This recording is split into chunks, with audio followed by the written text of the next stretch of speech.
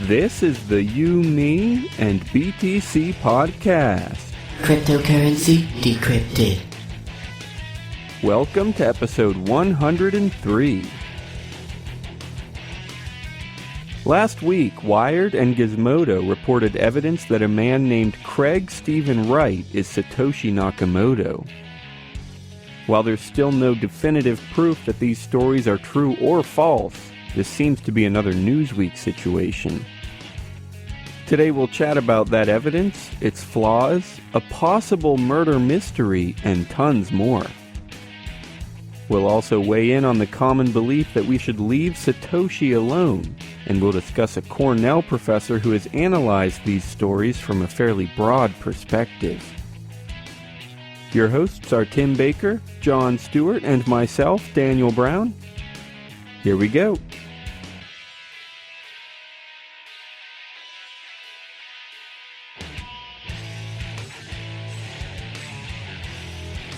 What up, everybody? How's everybody doing today? We're back doing the podcast again. What up? Daniel's somewhat frazzled right now. Who said I was He's frazzled? getting really pissed off I am about not his audio. frazzled. Tim, But I'm not pissed off. You sound Calm good now. down. Don't worry about it, man. You sound good now. Tim, you need to chill out and eat a Snickers. But anyway, we're back. I can't eat Snickers. That's way too much sugar in the morning. You cannot do that stuff to your body. It'll just kill your metabolism for the rest of the day. Anyway, we're here and we're doing the podcast again, and we're going to be talking about something that has gotten a lot of media attention because this is just the sort of thing that the media seems to stir up. But we're going to talk about that later. Here I am, my name being Timothy Baker. I'm here with Daniel Brown. And John Stewart. What was that? Like, here I am, my name being... Today, my name is... Oh, man. Yeah. This is the first time I've been here in 3 weeks. I missed the last two.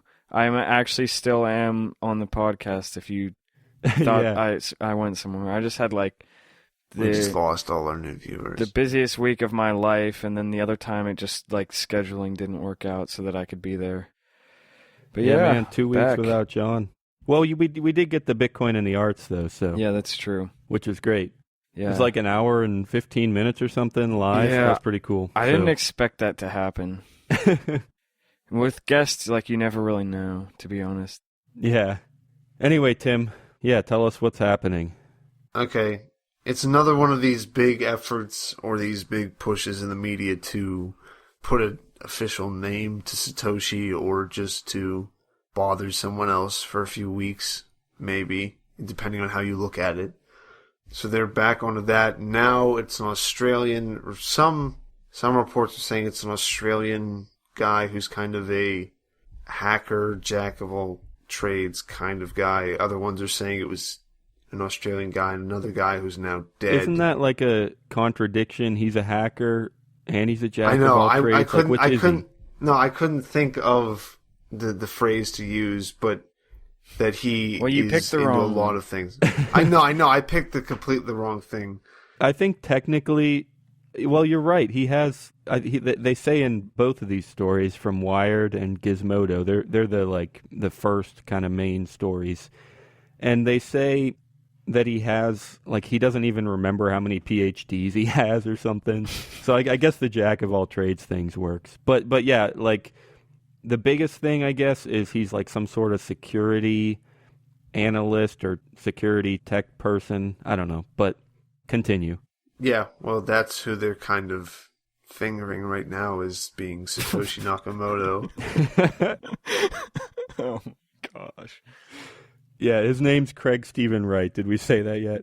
No. Yeah, we're a little late, actually. I mean, this story broke a week and a half ago, but unfortunately it was right after we had recorded last week's episode. So, Can either one of you do a convincing Australian accent? oh gosh, I'm not going to try. We can say stuff like Bitcoin and The best I could just say is like, "G'day, mate." Like, I mean, like that's that has easy. no application, Daniel. This podcast is smarter than that. You can't just say "Good day, mate." Exactly, that's my The people, point. then why did you even say it? because I was making the point that that's the best I could do. And that doesn't make it any better. It's still annoying. I wasn't trying to make it better. I was showing you how I couldn't do it. Oh my gosh. Yeah. Anyway, so the biggest question here, guys, okay, real quick. There's so many details here, so I'm going to really generalize it. Look, read the stories if you want to know the details. But the bottom line is, like, there's leaked emails, and, you know, he sends emails to different people, and he claims to be Satoshi in some of those emails, and he's like, people don't recognize me, and, like, he complains that, like, some of them are a little bit too damning. Like, they're a little bit too good to show that he's Satoshi they're real. That's completely true, because they might be true, though, but it just seems so good for it, because he's literally like, I've been running Bitcoin. I wonder if people are going to figure it out. Did you mean to say they might be fake? You said they might be true. Well, they might be true. I mean, I guess it works either way. But no, you're right, Tim. You're right. The quotes in the emails themselves, yeah. I mean, he basically says, I've been behind Bitcoin since the beginning, and he gets pissed off that people like Satoshi more than they like Craig Steven Wright. Things like that. He basically admits it in the emails. The problem is there's zero ways to verify the email. It's just somebody close to Craig Steven Wright, according to these articles, somebody close to Craig Steven Wright just leaked the emails. All they are is just printed pieces of paper that are allegedly communications where he allegedly admits he's Satoshi. That's it. There's no way at all to verify it. The other thing is, like, wasn't Satoshi's email hacked at one point?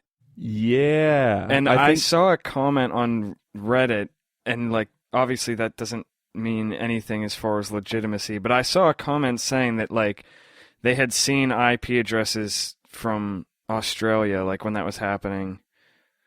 I don't know if that's, like, legitimate, but, I mean, yeah, the emails, somebody said on Reddit, too, and this wasn't, like, they weren't trying to say any facts or anything. They were just saying all the evidence that has been put forward about this, like, some of it is, like, compelling, but none of it is unforgeable. Exactly. I need to mention my favorite, or least favorite, however I want to say it, little bit here. This one's from Wired. And I guess I should say the authors here are Andy Greenberg and Gwern Branwen. I don't know, it's kind of a letdown for me on Greenberg, because he did such a great job of covering the Silk Road trial and the whole, you know, the case and Ulbricht and everything. Seemed like a pretty awesome dude. He produced, what was that called, that documentary? I don't know. He did a documentary about the trial. Pretty decent guy. But I don't know why he would get into a story like this, especially after things like Newsweek and that disaster. I mean, I feel like he would know better than to be like, oh, we figured it out. But whatever, he did. Anyway, my favorite/least favorite piece of evidence is the first bullet point on this Wired article. And they say they found an August 2008 post on Wright's blog months before November 2008, or months before the November 2008 introduction of the Bitcoin white paper on a cryptography mailing list. It mentions, the blog post mentions his intention to release a cryptocurrency paper and references triple entry accounting, a title of a 2005 paper that outlines several Bitcoin-like ideas. Okay, so I'm going to ask actually Tim, well, either of you, but mostly Tim, since I don't think you've completely read this article. What do you think about that? Is that compelling evidence if there's a post on Wright's blog before Bitcoin was released where he claims, actually there's quotation marks around cryptocurrency paper that he plans to release. What do you think about that? Is that compelling? Yeah, that's compelling.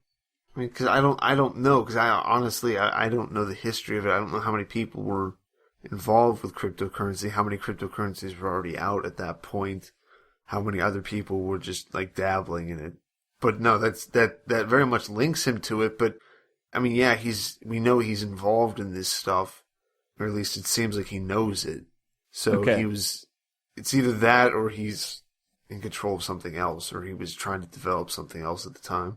Well, yeah, I want to touch on this because it's brought up in the article that I brought in for this episode, which is from technologyreview.com, and it's written, I'm going to butcher this name, Emin Gun Sirer, I think. He's a professor at Cornell. I think computer science, but it doesn't really say. Like, at the bottom it says he's an associate professor whose research includes distributed systems, operating systems, networking. So I'm guessing that's computer science. But he actually brings up the Wired article, and he says that the blog posts that were dated to 2008 actually were inserted in 2013. Exactly. And exactly. he used terms that weren't around at the time. Yeah, like cryptocurrency. Yeah. That's was coined in 2010, according to this article. That's exactly where I was. That's why I was asking Tim about that, because you basically proved my point, Tim, which is that this is terrible, terrible journalism. Because at the beginning of the first, I mean, not the very beginning, but the first bullet point of evidence, they're like, oh, look, there's these blog posts where he talks about a cryptocurrency paper months before the Bitcoin white paper was out. And it's a trap. Like, it means absolutely nothing, because near the end of this Wired article, it says, quote, comparisons of different archived versions of the 3 smoking gun posts from Wright's blog show that he did edit all 3 to insert, in italics, to insert evidence of his Bitcoin history. So why would you list that as the first thing of evidence and not mention that until the very end of the article? That's awful, awful reporting. It's just a trap. Because it makes you, yeah. That's why I was asking you about it, Tim, because you showed, you're like, oh, yeah, that's pretty compelling. Like, yeah, it's terrible. You tricked me. Yeah, I think maybe just the organization of it is bad, but yeah, I don't know. Maybe they have too much faith that people will read the whole article. Yeah, that's possible. That's possible. Because, I mean, it's not like they just completely left it out, the whole thing about inserting later. That's true. They did get to it.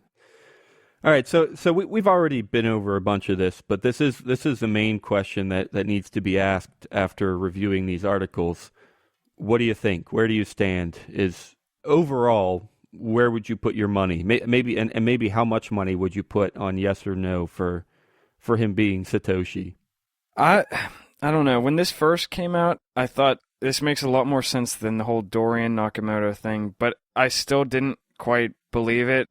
I mean, people have said a bunch of times that Satoshi might have been a bunch of people using a single pseudonym and not one person.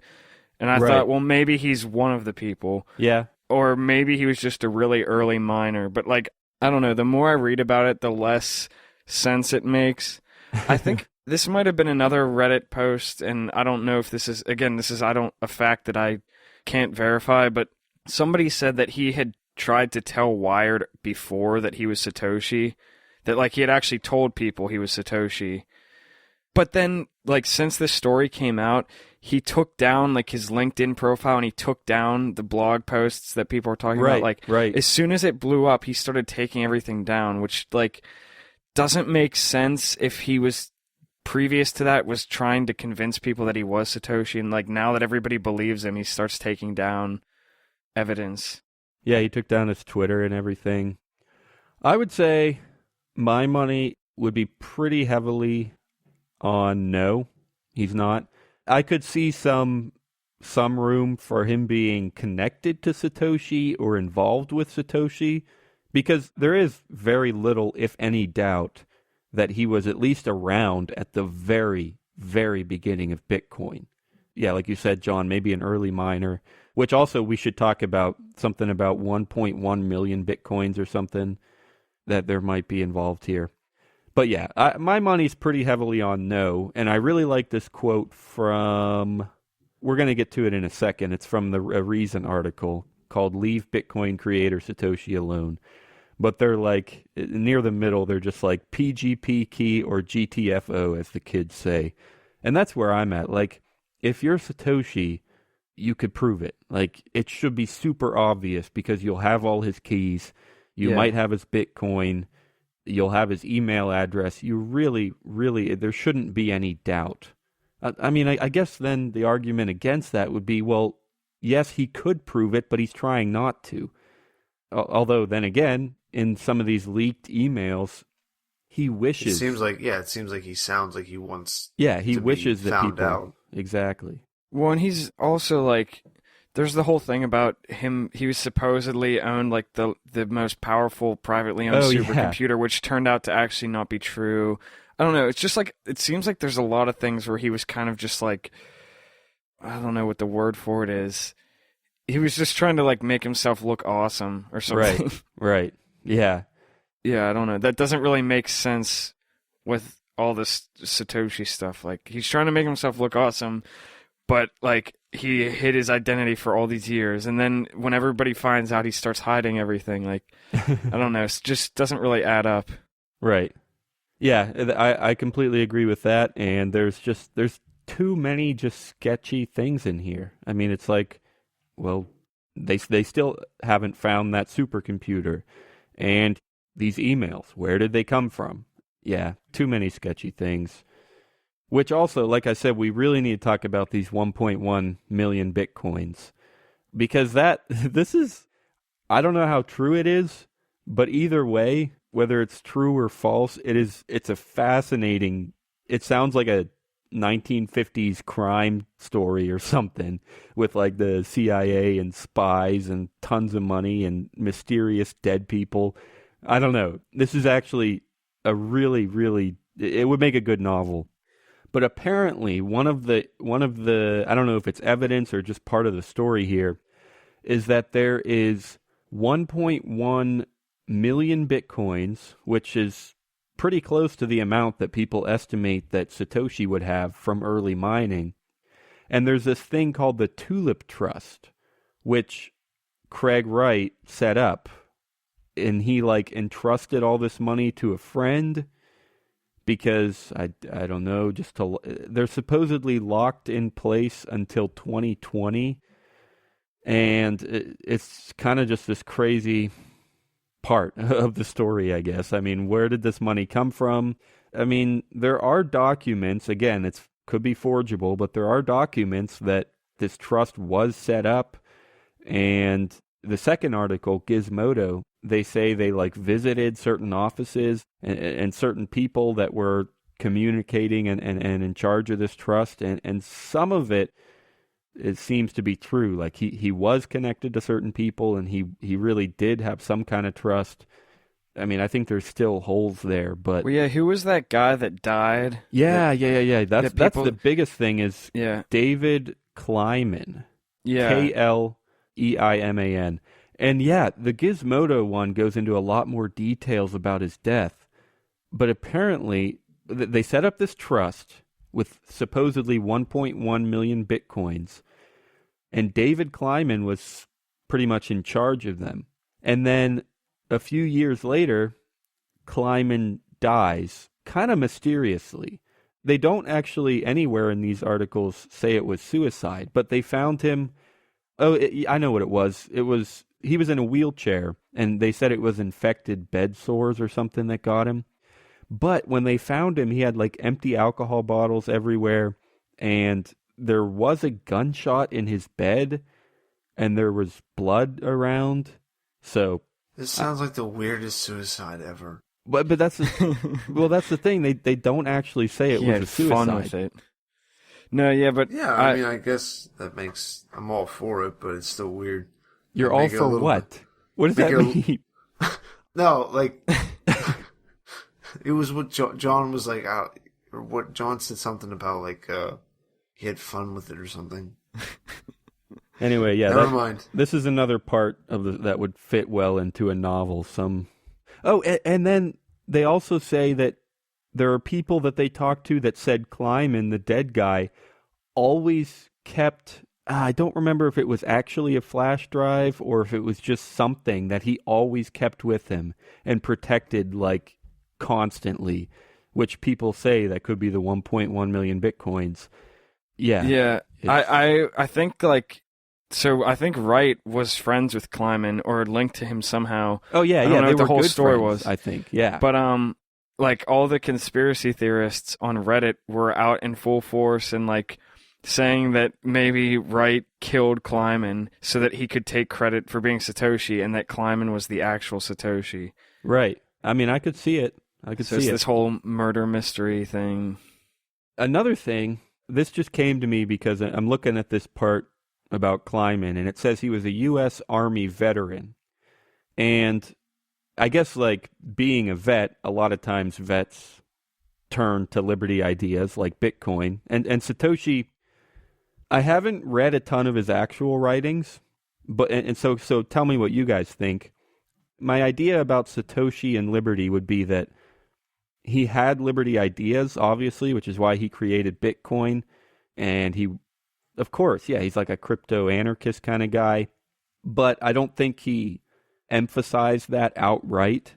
I think he just made Bitcoin because he knew it would be useful, and he didn't go around like preaching to people about crypto anarchy. He wasn't just being like, F the government all day long. Does that sound right to you guys? Yeah. I mean, it that's... seems like he didn't do that, yeah. Yeah. Okay. So now let me bring this back to Kleiman and to Craig Wright. Kleiman was a veteran. He was in the Army. So it's possible, I could see maybe if he was in the Army, he really didn't like it, and then he's kind of got into more liberty anarchist ideas once he ended up in a wheelchair and he had time on the computer, whatever. I could see that a little bit. As for Wright, I can't remember where I read this, because I think it was in another article that was a commentary on these kind of somewhat original sources. But anyway, apparently Craig Wright actually worked for the CIA or the NSA or something at some point, and that does not seem at all like Satoshi. And maybe he was like a consultant. I don't remember the details. I really wish I did.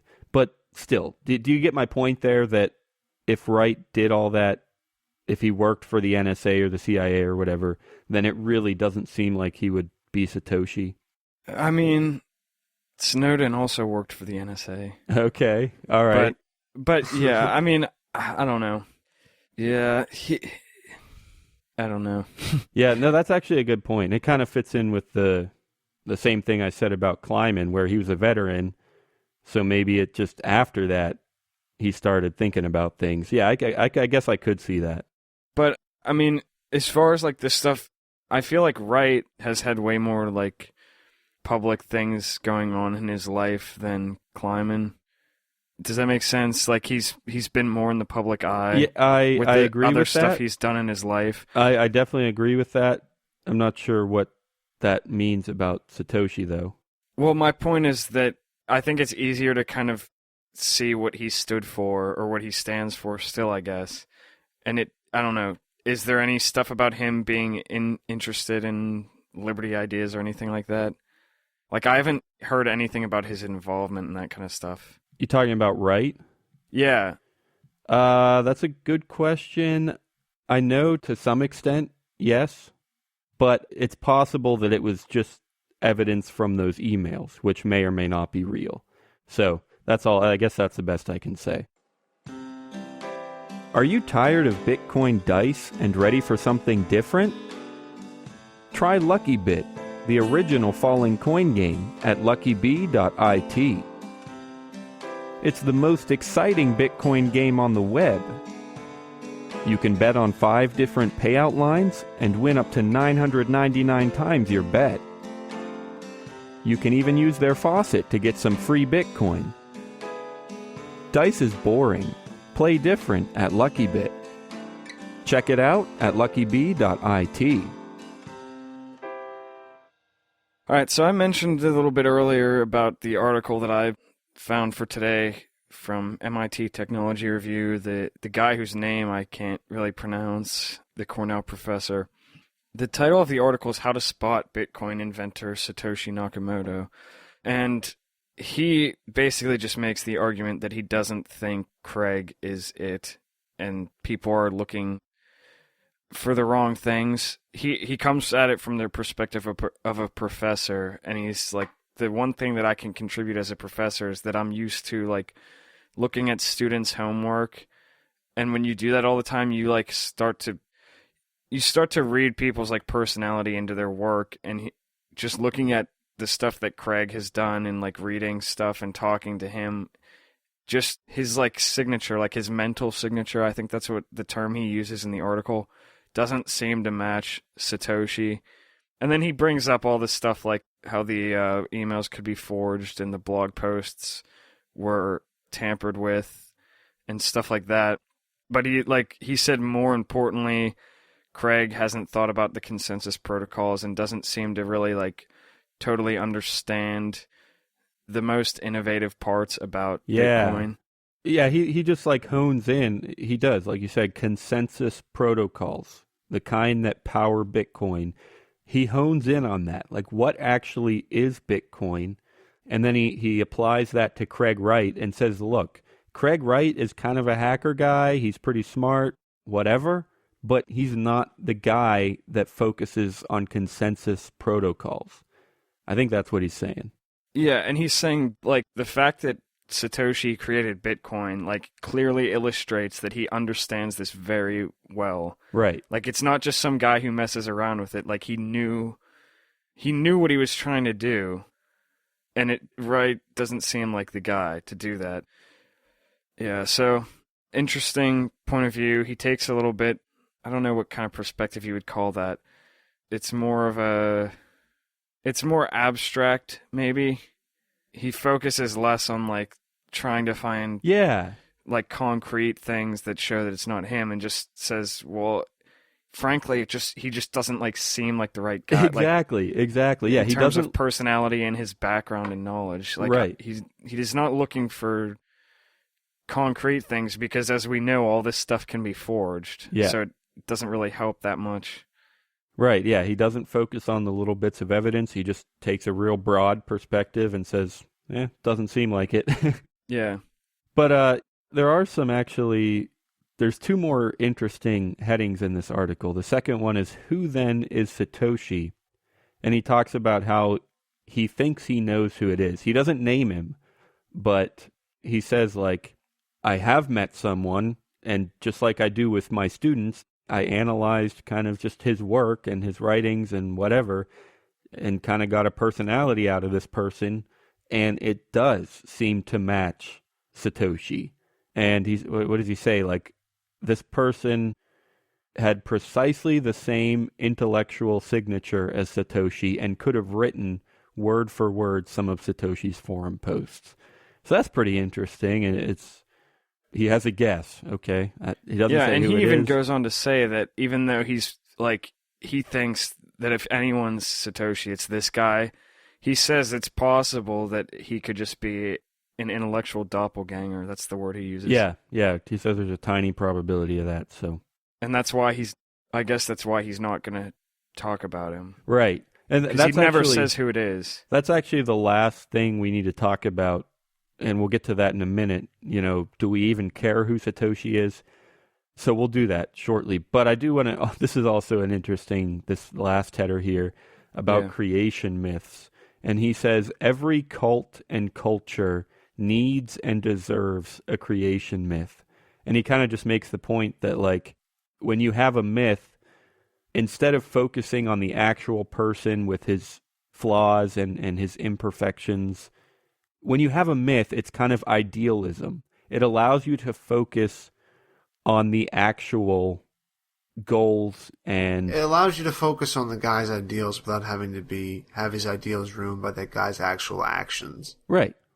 I think that his legacy, that's the word that's used here, and that's right. It's about the legacy and the ideas, not about some person who is almost certainly not going to live up to your expectations. So yeah, it kind of reminds me of Dread Pirate Roberts, right? I mean, his ideals were amazing, and we appreciate a lot of what Dread Pirate Roberts focused on. But if you pick out an actual person, if it's Ross Ulbricht, I don't know. Actually, I guess a lot of people still love him, but there are issues there. I mean, we've had multiple episodes where we've talked about this. How, he there was the thing about him collecting IDs from his administrators, and that's just one little example. But there's little things like that where it's well, why would you want to collect someone's ID? Why would you want to put them in that danger? Well, that's pretty obvious why he would want to do that, but okay, right, sure, but still, it's just it's against his ideals. But it changes when it's your ass on the line. Which is exactly what you're saying. Right. We want to focus on the ideals. We don't want to focus on a person who has flaws and can be at risk. Things like that. Yeah, I get that makes sense. Yeah, and he says most of these stories make no sense and none of them actually matter too. And I don't know.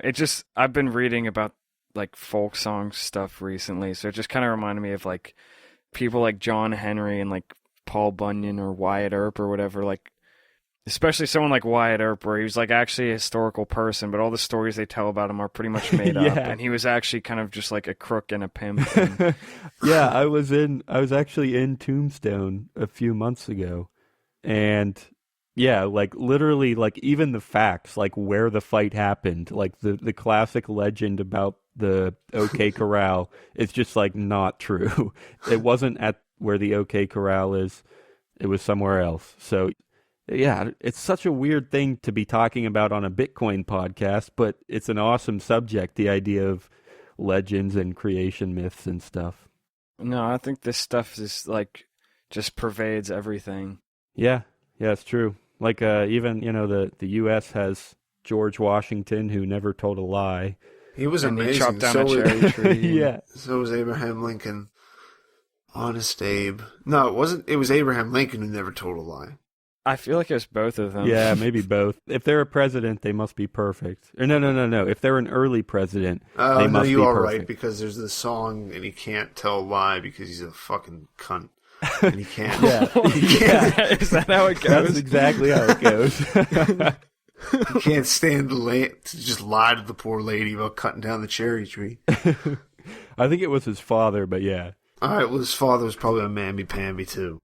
Join the club, join the club, join the Bitcoin Talk Club. Interested in Bitcoins or altcoins? Love chatting? We are the place for you.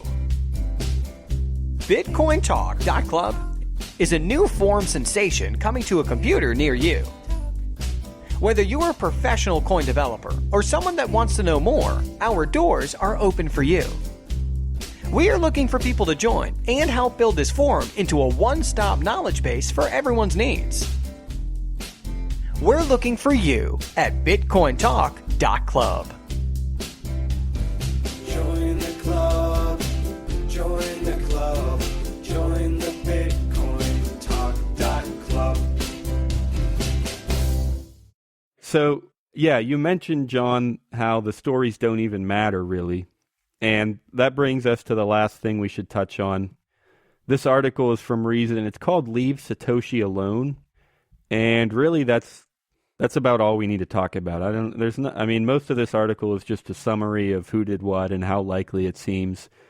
But let's talk about the title. Do we care? Does it matter who Satoshi is? There was another one by MK Lords. It was the same kind of thing. Like, guys, listen, it doesn't matter who it is. I don't think it's not the Bitcoin community pushing the attention for this and for the media to do it. I don't think so. I think it's more just people. The media. Yeah, well, the media is basically creating this. Just they keep on doing it too. I don't know who's interested in it. Maybe the people who are against Bitcoin, because then it would be a person they could say, well, look what he's done, look what he's involved in. Because anything bad he's involved in, they're going to therefore then somehow pin that on the Bitcoin, even though it's not related at all. So I think they're also looking for a head that they can then criticize, because that's easier to criticize than just math. Right. And yeah, besides, I don't care, but I don't care about a lot of things. I don't think you care. I don't know. I don't know. You just don't see that much of people going, well, I think it's this guy. Well, no, actually, my theory is people have theories, but I don't know how much that comes up.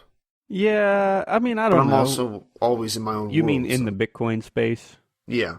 Right. It seems kind of old. I guess. I think it's a little bit more common than you think. Probably. I'm just saying, I've heard multiple people be like, oh, I'm relatively certain I know who he is. But that's as far as it goes. They're just like, yeah, it could be, it might not be. But they say, I know this guy, and I'm pretty sure it's Satoshi. Like I've heard that a few times, but Okay. that's about it. So you're right. It's people in the Bitcoin space don't make a big deal out of it unless it's the media. I'm assuming you would agree, John, but anything to add about just generally do we care? I mean, yeah, I mean, I think I pretty much agree. I guess, like, as an example, there's just the whole thing with Dorian, where, like, it seemed like most people's reaction was like, this is probably not him. Why don't you just leave this guy alone? And the whole, like, donation fund for him and everything. Right. So, yeah. So here's one last thing. I did see another article that said it does matter who Satoshi is, mainly because of those Bitcoins, right? Satoshi has tons and tons of Bitcoins, theoretically, as long as he hasn't burnt them or lost them or whatever when they were worthless. So what do you guys think about that? Because the article is basically saying, look, whoever this guy is going to have a ton of power in the Bitcoin space. If he ever chooses to use his Bitcoins, he could crash the market. He could pay people to manipulate things, to centralize things. So what do you think about that? About somebody having like 5% of the total money supply, if it's about 1 million Bitcoins, and there's going to be 21 million total, it's 5% overall, but right now it's probably more like 10% because they're not all out yet. Any thoughts on that, on all the money? Do you think it would be dangerous for someone to have that kind of money supply? I mean, maybe. Yeah, I don't know. I guess my response would be like, sure. I mean, it sucks, but technically, yeah, if you've got 5 or 10% of the money supply, okay, fine. Yeah, you could crash the market. But you can only do it once. Once you sell them off, like, okay, you crash the market. Now if the price is low, then now everything's distributed a little better, and we're just going to keep on going. Would that be a reasonable rebuttal or something? I don't know. Yeah, that seems to make sense to me. Maybe there's something I don't know about it, but obviously, like, the longer he waits, the less power he's going to have. So there's always that. I mean, it's still, like you were saying, even like once everything is out, like, it's still a pretty considerable amount, but... Right. So there's two more things I should say. What I just said was about him crashing the market, but then there's people who say, like, oh, it's not so much about crashing the market, it's just he's going to have a ton of power and he could manipulate things. And to that, I would say, well, okay, Bitcoin, suppose he does screw it up. There's already tons of altcoins. Like, let's just start over, try a different one. Like, that's kind of the point of the free market. If someone has money and does bad things with it, then you just avoid it. You try to rebuild. I don't know. I guess the point there is, like, all right, maybe he could do some dumb things, but it's not the end of the world. Yeah, I mean, that's what I was thinking too. It's like, well, does it really have to be Bitcoin? Just right. Make another altcoin that's better, and there you go. Right. Yeah, and then my very last thing is just, even if you accepted the fact that this could be terrible for him to have so much money, even if you said he definitely will crash the market eventually, even if you said he definitely has disgusting status connections and he's manipulating everyone. Daniel's getting hardcore now. Disgusting. Yeah. Even if you believed all that to the fullest extent, how is knowing who he is going to make you stop him? I mean... Yeah, I mean, that's true. Like, he already has the money. It's Bitcoin, so you're not just going to erase it. So, knowing who he is... I mean, I guess if we found out that, like, the creator was the head of the NSA, I guess that would be good, because then we would know, okay, crap, maybe we shouldn't be holding Bitcoin right now, and it would let us get out before they did whatever they might have been planning to do. But that's kind of an extreme scenario. I don't think that's the case. Yeah. All right, advice of the day, guys. Anything about, millions of dollars, millions of Bitcoins, really? Don't believe any media outlets, because they all lie and they all tell half-truths at the same time. Every single bit of media that you hear is just filthy lies, so ignore it, including this. No, Daniel, you cannot keep bringing it up, and you can't keep breaking the fourth wall like that. Or what wall would this be? The inner wall. It'd be like the third eye wall. No. Yeah, you're saying like... Shh, don't let them know. Actually, no, this is the only media anywhere that's true. Everything else is a lie, but this one is completely true. Every single detail that we ever mention is the whole truth, nothing but the truth. How does it go? Truth, whole truth, nothing but the truth. That's this right here. That should be the name of our show. The truth, the whole truth, and nothing but the truth. So help you God. Oh, man. I'm trying to think of something with that mysterious death/suicide, because that, honestly, just for the story elements, that's like my favorite part of this whole thing. I don't know why. It's just like really interesting. You're so disgusting. Yeah, I mean, I agree that is one of the more interesting parts. Okay, you know what I'm going to say? My advice is follow the money, right? Isn't that the... Follow them. That's kind of a proverb kind of thing. And I'm not saying we have the ability to do that yet because it's Bitcoin and we can't quite tell who has it at any given time.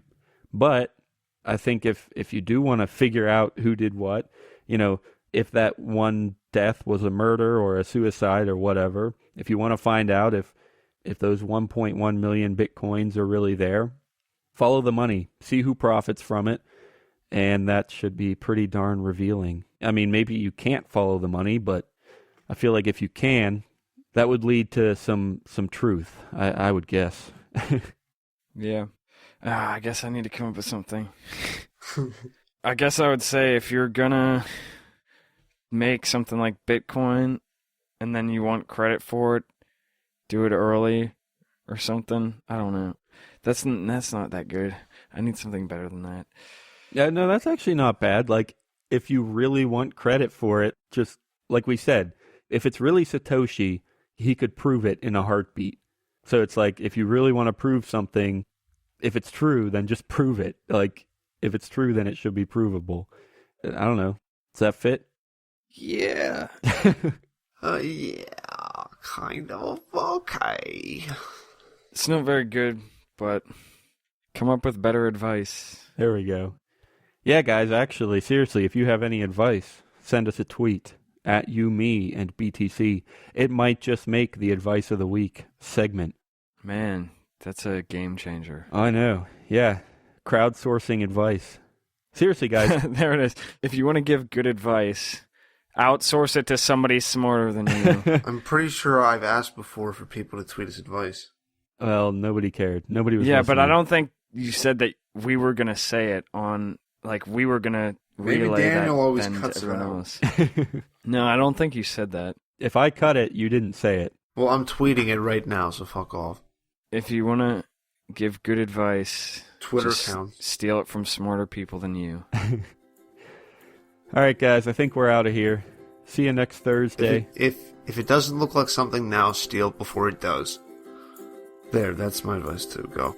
That also could apply to the whole Craig Wright thing, because Yeah. should have claimed it before Yeah. before it actually mattered.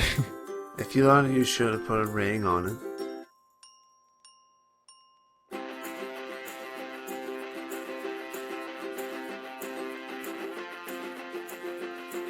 Thanks for listening to episode 103. All of the music in today's show was from Jon Stuart. Remember to check out this week's show notes at youmeandbtc.com and leave us a comment. We'll see you next Thursday.